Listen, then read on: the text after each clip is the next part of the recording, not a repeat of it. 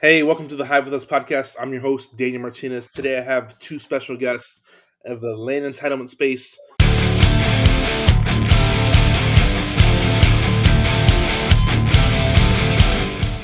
Mr. Mark Del Prior? Yeah, Priori. Yeah. Priori Hey, everybody. and Mitchell Kida, who doesn't know how to capitalize his name. I'm picking on him. That's all good. But these guys, Land Entitlements. We're gonna dive into Land Entitlements today. I'm excited about today's conversation. First question I like to ask is, what part of the country you guys from? Hailing. I guess Mark, you want to go first, and we'll go to Mitchell. I kind of Yeah, had the conversation that way, just so you know who I'm talking to. absolutely. Yeah, I'm located in Pennsylvania, about an hour north of Philly. Okay. And yeah. How long you been doing entitlements? So for me, entitlements is fairly new. I joined Mitchell and his team. He's been doing it for a lot longer than I have, and some of the team members for about since the 80s. So, but I have a sales and marketing background, so I kind of came on to kind of boost the company into the next level, and it's been going really well. So. All right. And Mitchell, are you out of Pennsylvania as well? No, I'm based out of Fort Myers, Florida, Southwest Florida, just in between Tampa and Naples on the southwest side. That fan kind of gives it away because I'm like, he's got to be somewhere tropical. Yeah. You don't see fans like that in the Midwest. Nope. Ain't that right, Mark? That's right. And if you've traveled around, you notice, but I think it's funny. So you're from Florida. One thing I like about the day and age we live in is I think people can work together across the country, and you really can find talent anywhere. So I think it's the first my first observation of like today's call so far. It's pretty cool. So let's talk about Mitch. You're kind of the main point of contact here. How long have you been doing land entitlements? So I've been in about the land entitlement space for about 3 years now. 3 years, okay. Land entitlement space is a very big space.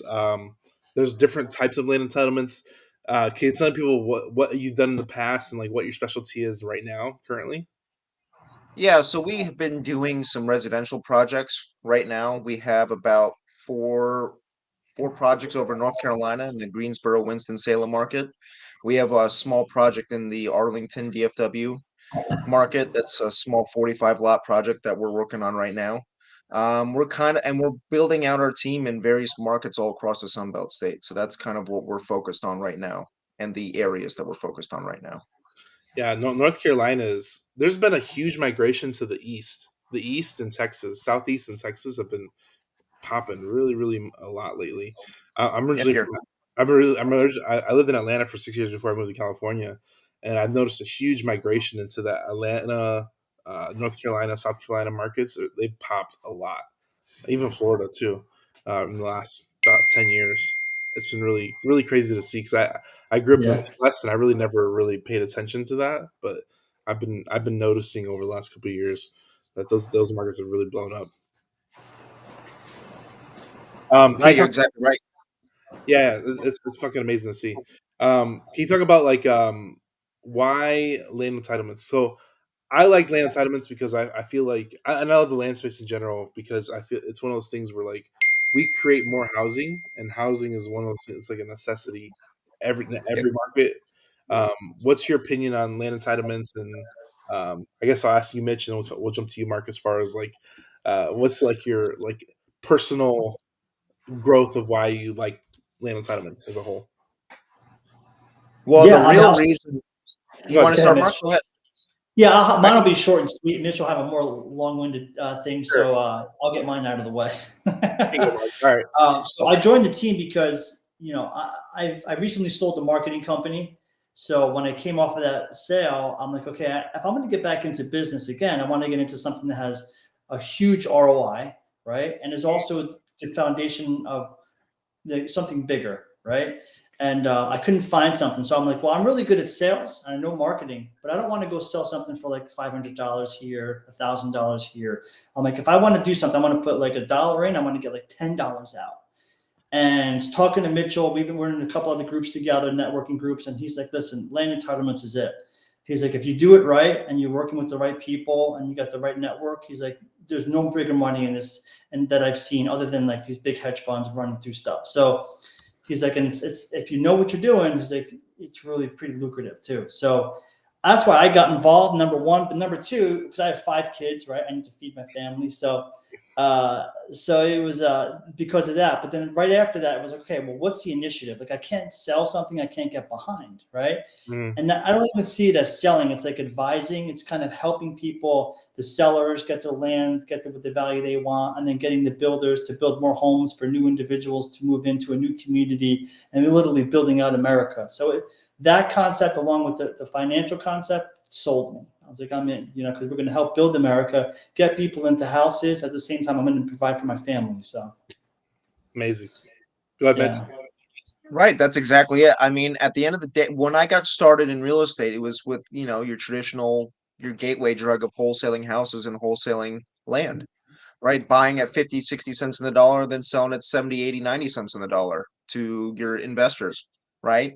And then when you come across land entitlements, you're able to pay market value for these properties, for these landowners. You're able to give them their current value of what their property is worth today, or even more, because we're force appreciating the property by turning it into a shovel-ready state to hand over to these public builders, regional builders, smaller local builders or investors, or your bigger institutional built for rent groups or groups looking to build commercial multifamily apartment complexes, industrial flex space.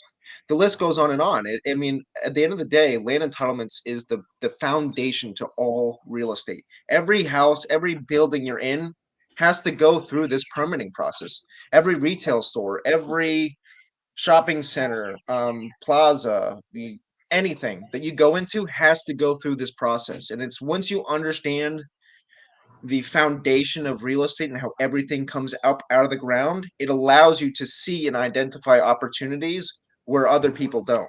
Whereas maybe, for example, right, you see like a rundown property that's zoned for commercial, but if you can get it rezoned or upzoned to go vertical, right?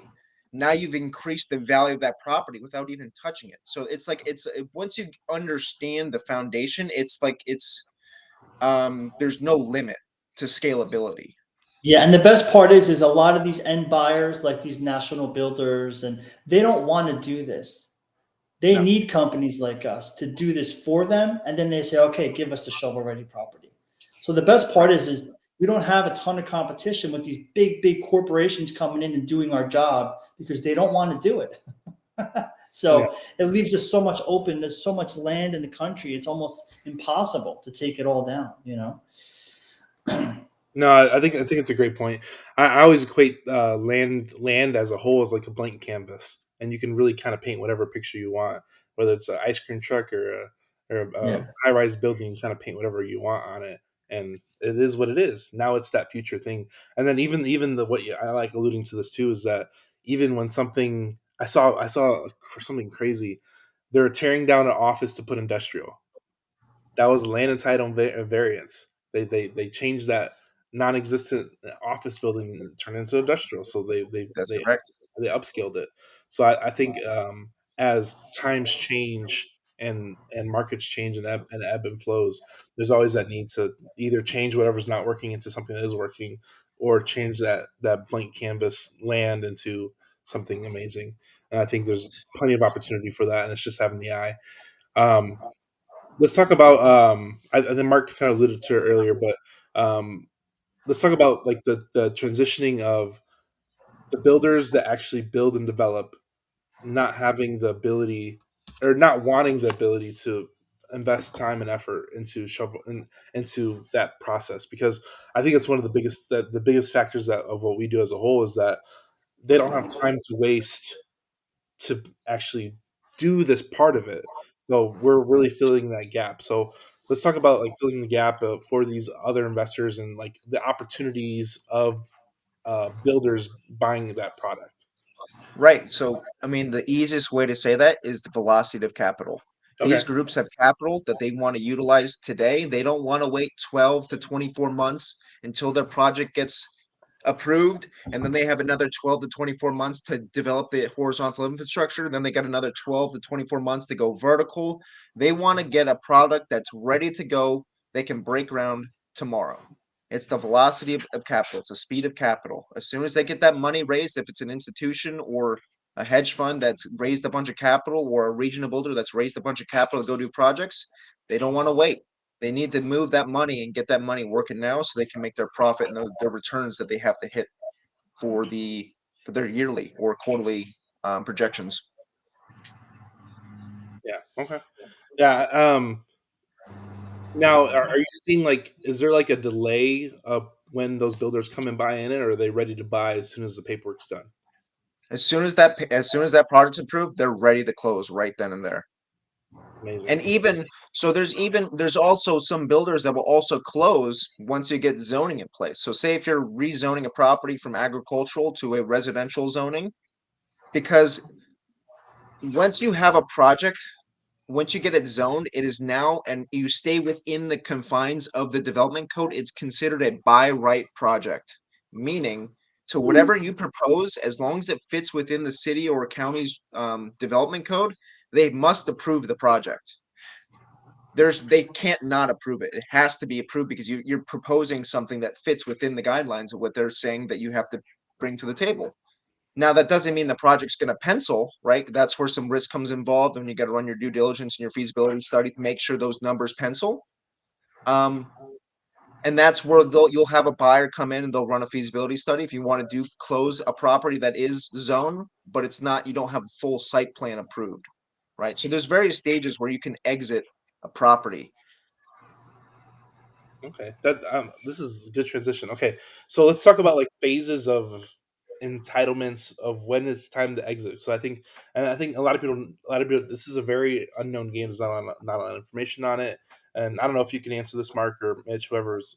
I think is a definite question, but like you have raw land, agricultural, and you change the zoning to. You talk about changing the zoning into a single family zoning.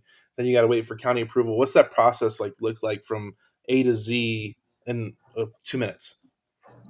Yeah, so if you're starting with a property that's raw, that's zoned for residential, that can take you anywhere from 6 to 12 months to get that, depending on your jurisdiction, right? Every jurisdiction is different on your time frame. But typically, you're going to get around to a 6 to 12 month time frame to get a project that's already zoned, right? To go and you submit your preliminary site plan. The city will review it. They'll take 30, 60 days to review it.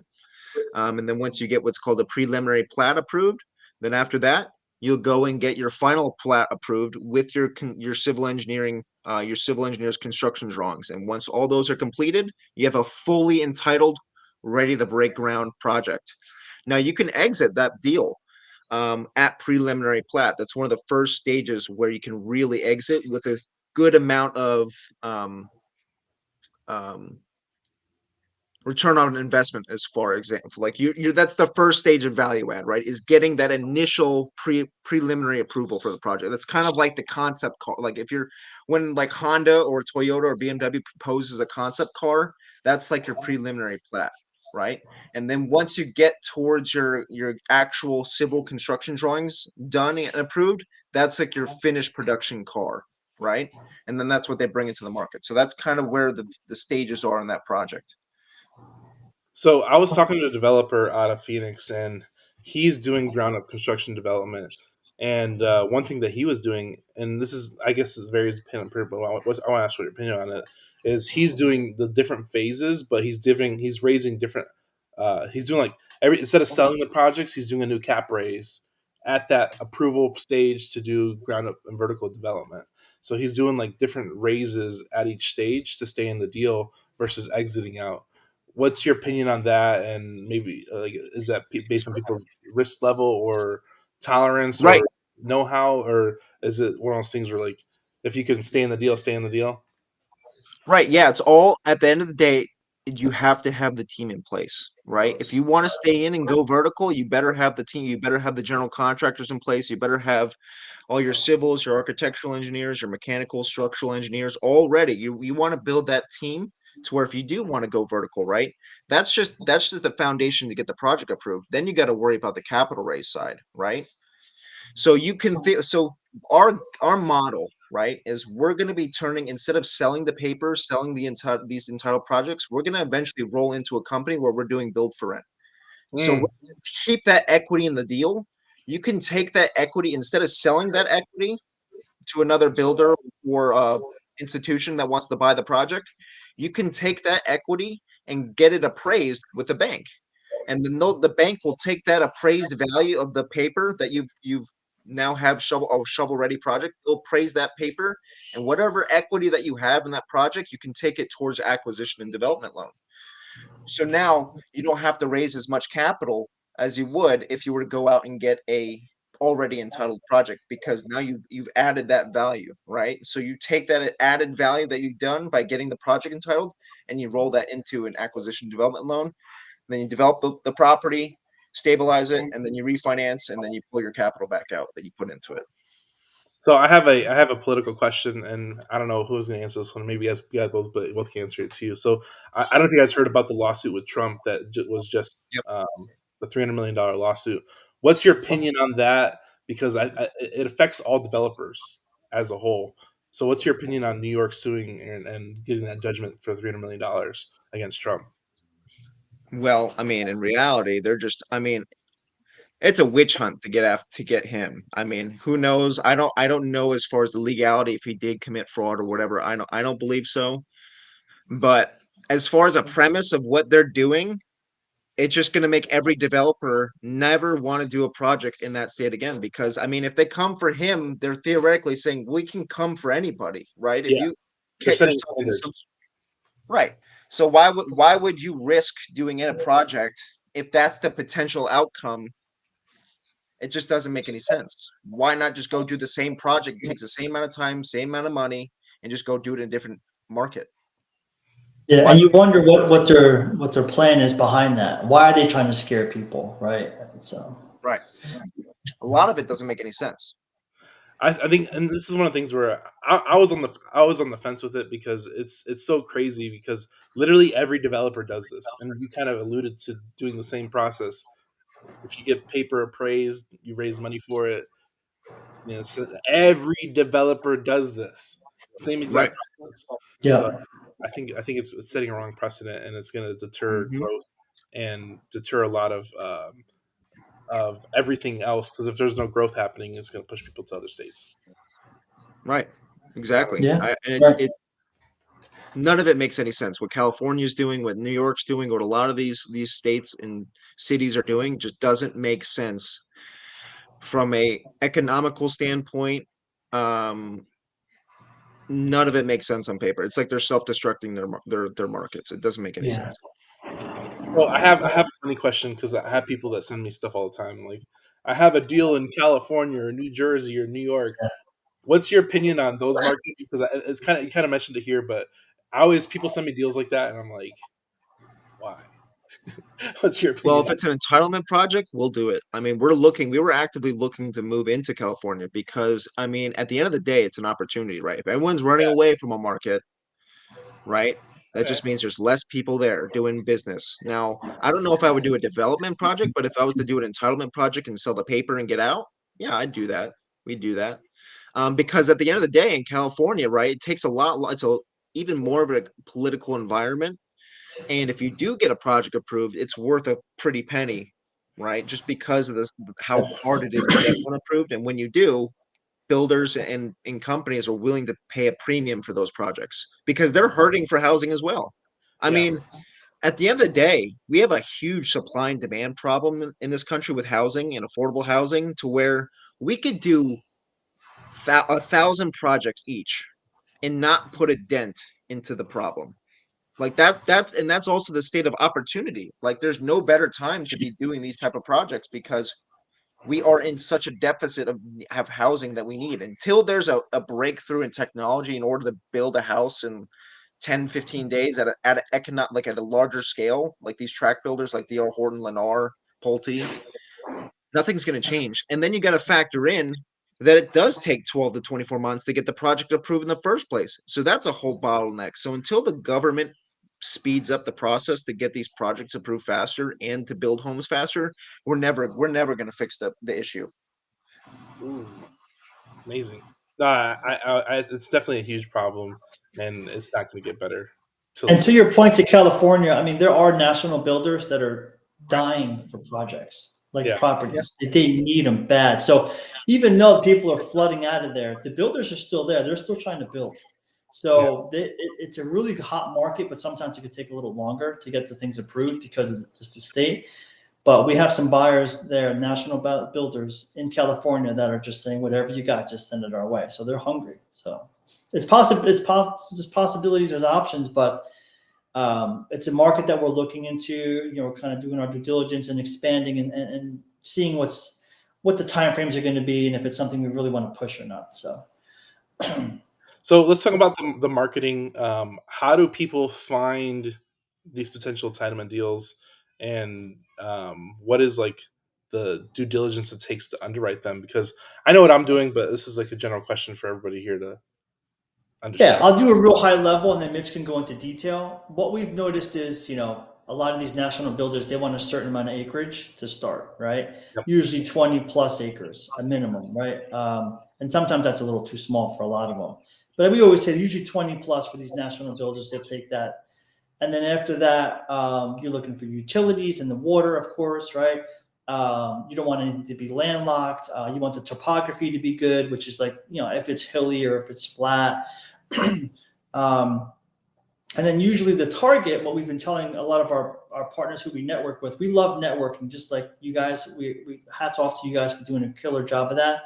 We love people bringing us opportunities and us vetting it for them and saying this is not apropos for our entitlement buyers, but this may be. So we love kind of just doing our due diligence and telling people this is good, this is great, or no good, this is what you need.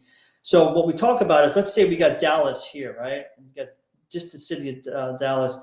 Around it, the circle around it, right, which is like is where all the builders are. So if the main city's here, you want to be on the outskirts, Mm-hmm. right? That's where you want to be. Not only that, but every city has roads coming in, right? Main highways from every angle, right? If you look at every major city, all the major roads. So you want to not only be on the outskirts, but you want to be by the major highways coming into the city. Why is that? Because when people get off of work from the city, they want to go home. They want to take the highway, and within 15 minutes, 10 minutes off the highway, they want to be home. They don't want to drive 45 minutes to their house after they get off the highway. So the best places to look, right, are the outer skirts, right, of the cities, where the major highways are all coming in, right, and 20 plus acres and everything we just talked about, right? That to me, from a marketing perspective, if you're someone who's a mass emailer, mass texter, that's perfect. Those types of areas. And then you just go to the major metros, technically, in the country, wherever you feel like there's a hot market, and do the same thing. And that's kind of like a really 30,000 foot view of what needs to be done from marketing. But then Mitch could probably go into more details as far as like other stuff too. So Right. And so, I mean, really, if you want to get serious in the land entitlement space, you need to build out your team. You need to build your boots on ground team if you're doing it virtually. You need to be able to have potentially land use attorneys if you need to rezone a project, right? That have political pull in that jurisdiction. You also need your civil engineer ready to where if you have a potential prospect on your hands, you want to be able to get a hold of them, give them the parcel, and they can do some extra due diligence on it to kind of see where your lot yield might be, what kind of offsite costs might there be, is there is the utilities at capacity? Do they have capacity to even feed, say, for example, 100 lots on your parcel? I mean, can you even get the required amount of yield? And then just building out that team, right? And then from there, also with the in the land entitlement space, you need to have capital. Mm-hmm. You have to have capital yeah, because that's the a whole majority nother of topic. times, Yeah. it's going to cost roughly around $1,000 to $2,000 per unit if you're doing residential single family residential to get that project entitled. So if a 100 lot project, it could fit anywhere from 100 to 200,000. If it's 200 lots, 200 to 400,000. It just varies on how big the parcel is, how big the project is, and how many units. Um, No, that's a great number, and I'm really glad you said that. So for everybody here listening, that's I think 3,000, maybe. I think it's like 2 to 4,000 is where the sweet spot is per lot, depending on how many you're trying to get. But I think it's a great number. What I want to talk about this. How do you? It's one of the limitations that we have and that you have doing the same thing is United States infrastructure. What's your solution and dealing with that issue? Because United States infrastructure is terrible. Well, for example, in Texas, you can do what's called a MUD, a municipal utility district. So, say for example, say your project doesn't have city utilities, your parcel doesn't have access to city utilities. You can do what's called a MUD, right? A municipal utility district. It's essentially you're building a water treatment plant that you're essentially giving your property utilities and the surrounding properties access to utilities because you're actually building the plant that will source water for those properties. So that's one, and then also a PID, a planned forget the exact Improvement district. breakdown of what that is, but it's essentially the same thing, right? And it's just allowing to be more a lot of your master plan communities, your bigger 1,000, 2,000 unit communities, they all utilize MUDs or PIDs, and that's how they get across that infrastructure problem. Mm. Mm. So it's almost becoming the utility to solve that issue, and you're creating it with the deal when the deal is big enough. Um, Right. no, it's huge, huge. Yeah, United States infrastructure is terrible, and a lot of people always have that questioning of how do you do that. But no, yeah, Mhm. yeah, you definitely brought to light that one. I wasn't sure if you're going to bring it up or not because that's high level stuff right there. No, good question. Um, good answer. Not a good question. Ugh. Um, so you mentioned capital. Let's dive a little bit into capital allocation. You mentioned that you need a lot of capital to do this. Where I think where can people get started? What they want to get into entitlements. I think it's I think you can probably answer that one. Or go Right. ahead. So the first way that you can get into entitlements is we're just identifying these parcels that do have development potential and then assigning them over to um, your national builders or whatever other builder that's looking to do a project in a specific area and it fits their criteria. You can make an assignment fee. It's not going to be as big as actually getting the project entitled, Yeah. going all the way through and then exiting, but you're still going to make a pretty penny, right? Because it's still you're bringing a lot of value to them by sourcing an off-market parcel that does have development potential that they'll take down. Um, the other way is reaching out to your network of people, private money lenders, people that are looking to invest their capital. And kind of what we've been doing to get creative is we take a lot of the initial we take a lot of the initial uncertainty of the deal out of the picture, right? We don't bring our private money lenders in with what we've been doing for our projects until we have our feasibility study done. We have all the necessary, at least we have a preliminary plat approval on the parcel, right? So we do have to spend 20, 30, $40,000 on the property, do a phase one environmental, geotechnical studies. We get that initial um, feasibility work done. We know that the project pencils, we know that the city's on board, right? And then once it gets more capital intensive is when your civil engineer is doing the construction drawings. That's when they're really spending a lot of time and actually putting the nuts and bolts of how that subdivision is going to look, and that's when it gets costly on that back end, and that's when we'll bring in a private money lender to fund that remaining portion to keep our costs low, right? And then we can give them a high return. We're giving our private money lenders 20, 30, 40% returns on their money because we are force appreciating the property so high we can pay those types of returns. Yep. And that's what we do to securitize our investors as well by taking that uncertainty out in the beginning by running initial due diligence on the property, making sure it is a viable project. Because if we're just doing one-off projects, you know, 4 out of every 10 that you do, you might have to back out of. And if you're bringing in a separate private money lender for each one, they're going to be out. They're going to be out 20, 30 grand on an initial feasibility study, right? Whereas the next one, they might have got lucky because that project is viable and they're going to make a good return. Um, so Yeah. it's about doing your initial due diligence, protecting your investors' capital because that's the number one game. You don't want to blow your investors' capital. Absolutely. How do you find that capital that wants to jump into entitlements? Because it's very capital intensive. You need people with bigger capital commitments and longer Mhm. timelines. So that's one of the biggest things that's always hard to find is you need large capital resources that's willing to wait 24 months. Right. Yeah, well, So I could talk about that a little bit because I'm on the marketing side. So I've been the one who's been finding a lot of the PMLs and bringing them to the table. And then Sure. Mitch has been the one who's been explaining to them how the capital is going to be positioned and where it's going to be deployed. And then together, that's kind of the team we're making, right? So, Sure. but to find them is, you got to use obviously online, right?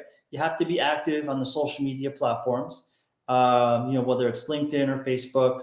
And you have to know where to go to find them, right? It's not too hard, but that's kind of my background, and which is why Mitch and I partnered. So essentially, going to the right places online, finding them, having the conversations of not overpromising, right? Letting them know that sometimes we may put up collateral, right? Sometimes we won't. It just depends on what the comfort level is of the investor. And at the end of the day, they're not getting returns like this anywhere else, and that's what's attracting them.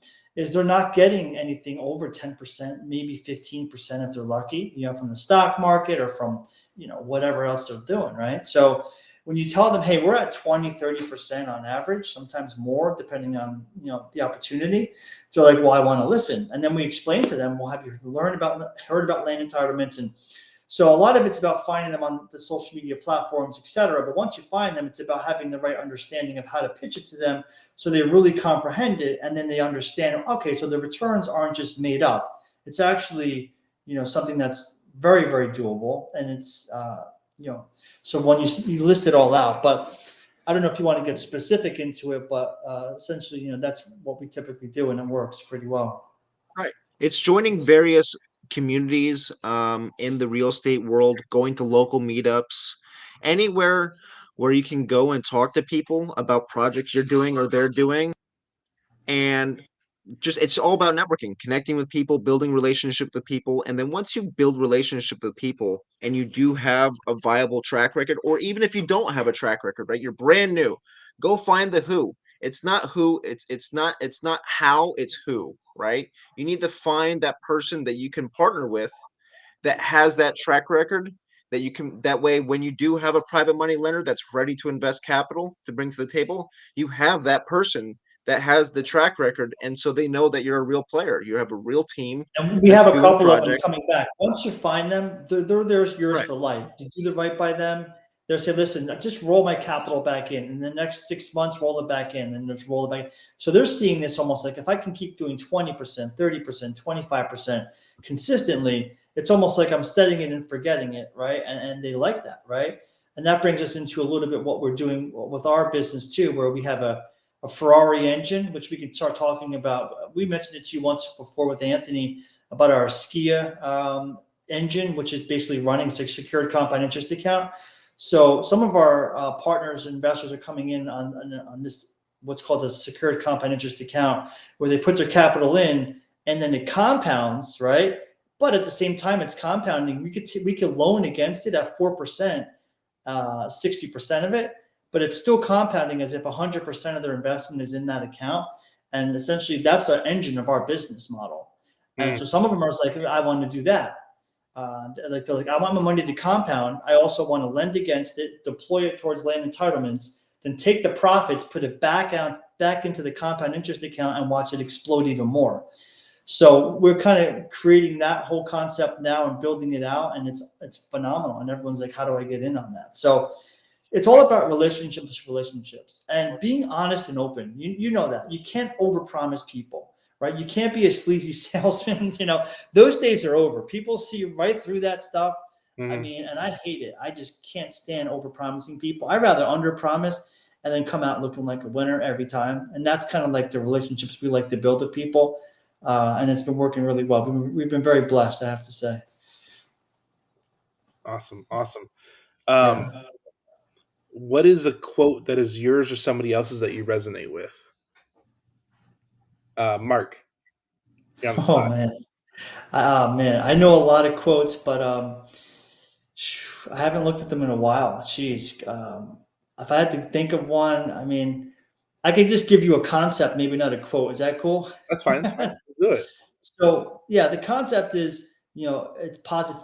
Your mindset has to be right first. So it goes positive mind equals deal flow equals, everything else. So it all starts with your mind. It all starts with positivity. So if you could just attract more of that positive stuff, You don't need to know how it's going to come to you, who it's going to send you it, how it's going to happen. Just think it's going to happen. Be positive. Continue to think and be positive and happy with other people. Don't be a negative Nelly that's always bringing people down. That we need more positive people, and it creates an infectious rule of more positivity, creates more opportunities, creates more financial freedom for our families.